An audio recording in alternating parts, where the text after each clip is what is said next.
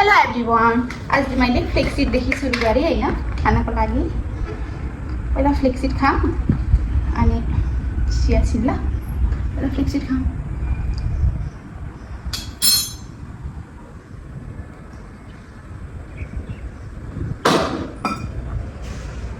अहिले चाहिँ हैन मेरो डे नै स्टार्ट गर्छ क्या। यो नखाइकन मलाई कस्तो लाग्छ भन्दाखेरि मैले के गरेछु जस्तो। अनि सरको बर्थडे, अब हामी मन्दिर जान लागेको अनि म रेडी भइसकेँ। सर पनि रेडी भइसक्नुभयो। अब जाने। अनि आज हामीलाई रविन दादाले बोलाइसकेको छ खाना खाने गरी। अब हामी त्यहाँ जान्छौँ, मन्दिरबाट डाइरेक्ट त्यहाँ जान्छौँ अनि त्यसपछि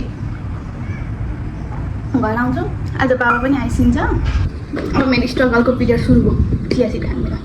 सानो यहाँ आइस त। मलाई पनि मिलाइदिएको छु क्या म। यहाँ आइस न। यो चिया छिट खाइसक्छु। कुन खाने यो खाने हुन्छ त।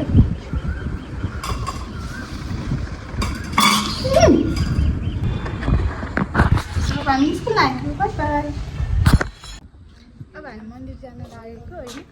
अनि त्यसपछि त्यतैबाट दादाकोमा पस्ने अनि घर आउने। By by. अब चाहिँ हामी हिँड्यौँ बर्थडेमा। मन्दिर जानु त कम्पलसरी जस्तै भइसक्यो नि त। अनि त्यही भएर हामी दुईजना चाहिँ मन्दिर जान लागेको। अब मन्दिर पुगेर सर चाहिँ छिटो माथि गइरहनु भएको थियो। अब हामी छिटो गरेर रविन दादाकोमा पनि जानु छ भन्दै हुनुहुन्थ्यो। अनि हामी सरासर गयौँ माथि मन्दिरमा। यो चाहिँ सानो पाथी भएर अरे। अब चाहिँ मेरो पालो आयो दर्शन गर्ने। अनि म प्रेयर गर्दैछु भगवान्सँग। अनि घुमेर आशीर्वाद लिँदैछु। सरले मैले मजाले ढोगेकै छैन भनेर अनि सरी भन्दै हुनुहुन्छ भगवान्लाई होइन। मैले गरेको गल्ती जति सबै माफ गरिदिनु भनेर। अब मन्दिरबाट टिका लिएर मलाई लगाइदिनुहुन्छ सरले। अनि त्यसपछि आफूले पनि लाउनुहुन्छ। अनि हामी मन्दिरको प्रसादी लड्डु बोकेर अफिस जान्छौँ। अब यहाँ भाइहरूलाई प्रसादी बाँड्छौँ। अनि हामी उहाँ चाहिँ लड्डु बाँड्दै हुनुहुन्छ। रविन दादा हामीलाई लिन आइसकिसकेको रहेछ। अनि दादालाई पनि दिसिन्छ। अनि हामी अब दादासँगै जान्छौँ। अनि हामी जाँदैछौँ रविन दादाकोमा। दिवाली थियो अनि हामीलाई प्रसादी खान बोलाइसकेको थियो। अनि हामी दिवालीको प्रसादी खान जान लागेको। अनि यहाँ चाहिँ पहिलाको गफ भइरहेको थियो कसको बिहेमा कहाँ लडेको भनेर। यहाँ नाची कुरा गर्दै हुनुहुन्थ्यो सबैजना। अनि मलाई चाहिँ केही थाहा थिएन। अनि म चाहिँ यसरी हेरिरहेको थिएँ ए भनेर हाँस्दै थियौँ हामी। अनि म चाहिँ सुनिरहेको थिएँ। अनि यहाँनिर दुवैजनाको कुरा मिलेर कुरा गर्दै हुनुहुन्थ्यो। अनि हामीले सुरुमा त सेकुवा खायौँ। अनि त्यसपछि दादालाई मैले भ्लग बनाउन थालेको भनेर सुनाएँ। अनि हामी लिची हन्टिङ गर्न गयौँ। अनि सबैजना भएर लिची टिप्दै थियौँ। दिदीले आउँथ्यो अनि रुख चढिसो। अनि पछि फेरि छेउबाट त्यहाँनिर टन्नै रहेछ। अनि त्यहाँबाट टिप्न थाल्यौँ। अनि फेरि सरलाई चढ्न मन लाग्यो अरे। सर चढ्नुभयो रुख। अनि त्यसो म चाहिँ धेरै माथि नजानु है भनेर भन्दैछु होइन। अनि त्यहाँबाट हामीले लिची टिप्यौँ, लिची खायौँ। लिची पनि कति धेरै लागेको रहेछ। अनि दादा पनि यता छेउबाट टिप्दै होइसिन्थ्यो। अनि हामीले सबै लिची जम्मा पारेर अनि छेउमा बसेर खाइसक्यौँ। सर चाहिँ रातो टिप्छु भनेर अझै रुखबाट झरिसकेको छैन, अझै टिपिराखिसकेको छ।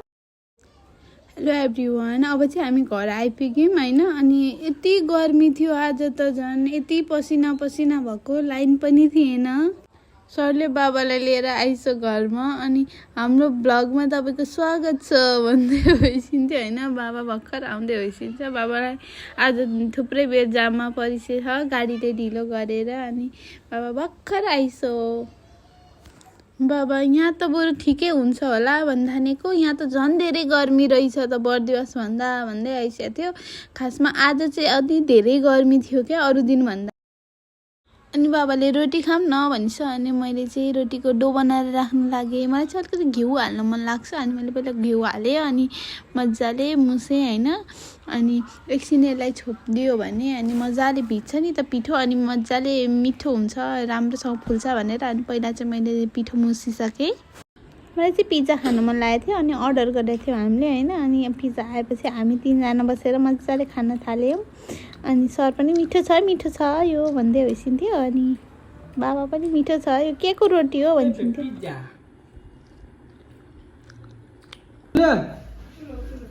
रोटी ओ माई गॉड रोटी फुल्यो